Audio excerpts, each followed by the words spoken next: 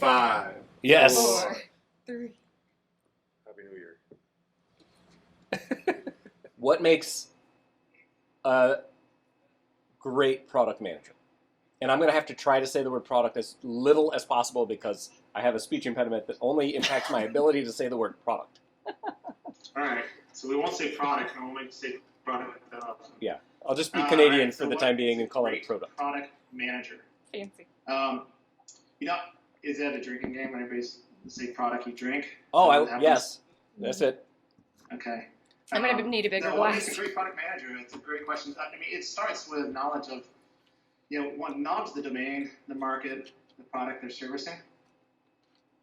If you have those things, right, you represent your customer the best, so they have to be in touch with their customer. So therefore, if I'm working with somebody who's a product manager who understands their customer, is empathetic with their customer, helps teach me as a team member maybe to be empathetic to the customer, I see that to be a pretty amazing product manager. So when and then I'll start trusting them. Do they have to be great at agile practices? Probably not right away. It'd be nice if they. You said great product managers. It's probably good if they have that mindset. But they can be learning just like we are on practices and things like that. Have you ever met one? Yeah, I've met a few that I've had ton of respect for. Name names. We'll edit them out. Huh? Name names. We will edit out the names. I'll just bleep them. Yeah. Okay. Well, I mean, some of the names. There was a guy that worked with, in past life directly, Mark Crow. Oh yeah. Okay. Who I felt, and here's why I felt he was a really, really good product manager. One, he without reading the book, never Split the Difference. Chris Voss, his book. He had the radio voice, very calm demeanor. Always started with empathy with people, with his customers. Yeah. I mean, he would have a customer screaming down their, his head, biting his head off, and he would definitely approach it to where, I see where you're going with this, and man, I totally relate to that frustration, and he would ask questions that would just talk him off the ledge, right, and connect to him. Then he would actually get into what's the real value prop the problem they're trying to solve. Juke Navorian. Yeah.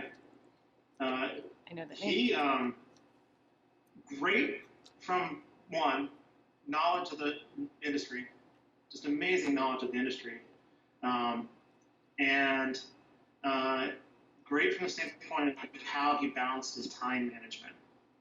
So he made time for both sides of stakeholders being not just understanding the customers, because I treat stakeholders as beyond just those are the people internally that are interested in this product. That's how I view stakeholders, customers and users, and then of course the team themselves. I mean, he made time for everyone, which is that's a hard thing to do. Mm-hmm. I think a really good product managers have figured that out, which would probably make it why I would not be a good product manager. From your perspective, in your experience, one or two things come to mind.